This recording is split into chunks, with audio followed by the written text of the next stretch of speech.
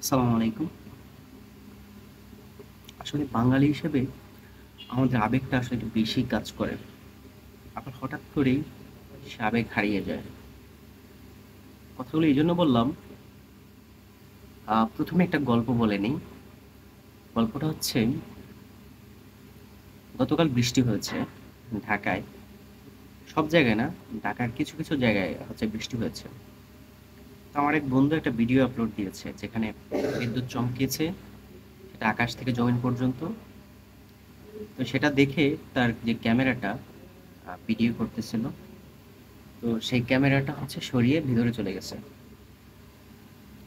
তো তার ভিডিওটা সে ফেসবুকে আপলোড দেয়, তার যে প্রোফাইল সেখানে। তো তাকে আমি কমেন্ট করলাম যে, বন্ধু ভয় পেয়েছো? সে বলল যে হ্যাঁ। কেমন? বলল যে গাজায় আল জাজিরার সাংবাদিকরা যেমন ভয় পায় তেমন, একটু, বেশি না, একটু ভয় পেয়েছে। তো গাজার এই প্রশ্নটা টেনে আনার কারণ হচ্ছে, আমি যে এলাকায় থাকি এই এলাকায় প্রায় ১ থেকে ২০ নাম্বার রোড পর্যন্ত আমার বাসা। আমি এই রাস্তাটাই, মানে এই ১ থেকে ২০ নাম্বার রোড, ২০টা রোড আসলে আমার অতিক্রম করে আমার কর্মস্থলে যেতে হয়। এই জায়গাটাতে আমার আসা যাওয়া। তো যখন প্রথম দিকে বাংলাদেশে এই যে হচ্ছে গাজার যে পরিস্থিতি সেটা নিয়ে প্রতিক্রিয়া জানানো হয়, তখন থেকে মানুষ কোকা কলাকে বয়কট করতেছে। তো কোকা কলাকে বয়কট করতেছে, ভালো কথা। কোকা কলা একটা ইসরায়েলি পণ্য। তো আমি আগে থেকেই কোকা কোলাকে অনেক আগে থেকেই বয়কট করেছি, কারণ আমি জানি যে এটা ইসরায়েলি পণ্য এবং এটা শুধু কোকা কোলা নয়, এটা হচ্ছে গাজার শিশুদের রক্ত। আমি এটাকে কোকা কোলা বলি না, কোকা কোলা, স্প্রাইট, ফান্টা যারা খায়, আমি বলবো এগুলো গাজার শিশুদের রক্ত খায়। যারা এগুলো খায় তারা গাজার শিশুদের রক্ত খায়।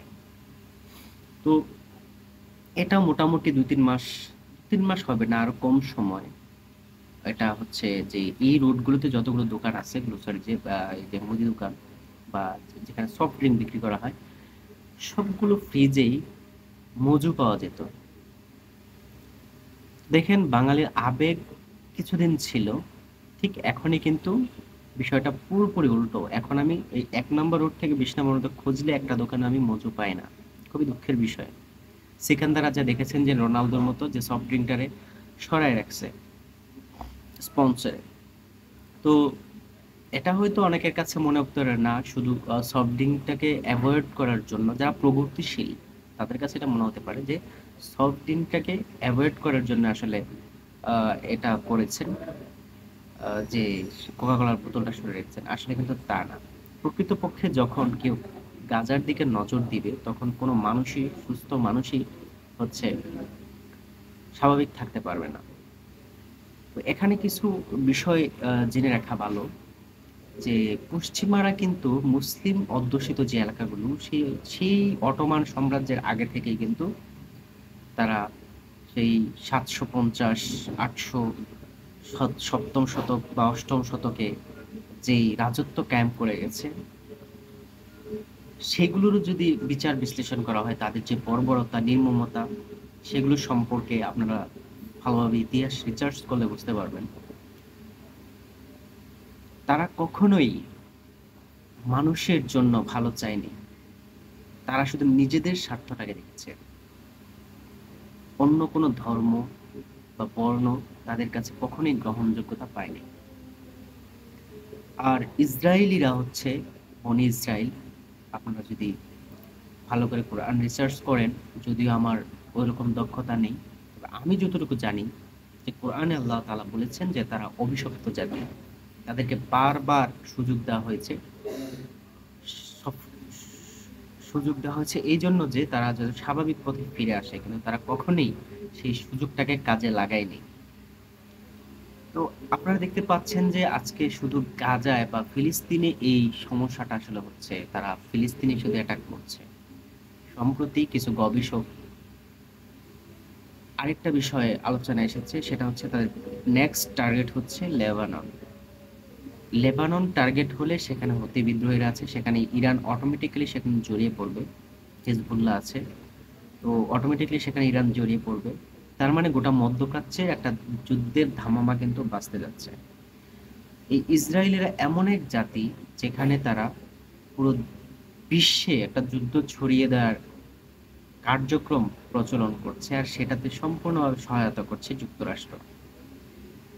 তো আমি বলবো যে বাংলাদেশে আমাদের ভাই বোনরা যারা আছেন, বিশেষ করে মুসলিম ভাই বোনরা যারা আছেন, তাদের কাছে বিষয়টা যতটা স্বাভাবিক মনে হচ্ছে যে আজকে আমার এখানে হচ্ছে না, কিন্তু একটা জিনিস লক্ষ্য করবেন, আমাদের দেশে যখন 10-12 লক্ষ রোহিঙ্গা এসেছে, তারাও কিন্তু তাদের এই যে প্রত্যাবর্তন হওয়ার পর প্রত্যাবর্তনের কোনো খবর নেই। তো তাদের যে এই যে হচ্ছে আমাদের দেশে এসে চলে আসা, বা তাদের মধ্যে যে গণহত্যা ঘটেছে, তারাও কিন্তু গণহত্যা ঘটানোর আগে কিন্তু অতটাও কল্পনা করেনি। তারাও তাদের স্বাভাবিক ছিল, শুধুমাত্র একটা সরকার চেঞ্জ হয়েছে, সূচিকে চেঞ্জ করার পর সামরিক সরকার এসেছে, তাতেই এত বড় ঘটনা একটা ঘটে গেছে। প্রতিটি দেশ, বিশেষ করে আমাদের মতন নিম্ন মধ্যবিত্ত দেশ যারা আছে, সেগুলিকে অবশ্যই সতর্ক থাকা দরকার। আজকে গাজায় হচ্ছে, কালকে লেবাননে হবে, সিরিয়ায় হয়েছে, ইরাকে হয়েছে, আফগানিস্তানে হয়েছে। শুধু টিকে আছে খুবই বিলাসবহুল কিছু দেশ, যাদেরকে আল্লাহ সৃষ্টির শুরু থেকেই সম্পদশালী করে দিয়েছে, এবং তাদেরকে সম্পদশালী করা অফুরন্ত সম্পদ দিয়ে তাদেরকে আহ, সমৃদ্ধ করে দিয়েছে। দুবাই, সৌদি আরব, কাতার, যেই আরব আমিরাত, যে রাষ্ট্রগুলো আছে, সংযুক্ত আরব আমিরাতে, তারা আসলে এতটাই ধনী হয়ে গেছে, এবং তাদের তাদের আসলে কোনো দিক তাকানোর দরকার হয় না। তাদের টাকা আছে, তারা চাইলে খাইতে পারে, ঘুরতে পারে, যা ইচ্ছে তা করতে পারে, তাদের বড় বিশাল বিশাল অট্টালিকা তৈরি করতে পারে। তো কোথায় কি হচ্ছে না হচ্ছে তাদের এগুলো দেখার বিষয় না। আসলে তারা যেভাবে দেখে, মুসলিম যে রাষ্ট্রগুলো আসলে আমাদেরকে প্রোটেক্ট দেওয়ার কথা, তারা আমাদের প্রতি যেভাবে দেখছে, তারা শুধু জানে যে তাদেরকে অডেল টাকা পয়সা দেওয়া হয়েছে, নিম্নবিত্তদের কিছু সাহায্য সহযোগিতা দাও, ত্রাণ দাও, বন্যা দুর্গস্ত হইলে, ক্ষতিগ্রস্ত হলে সব ত্রাণ পাঠাও।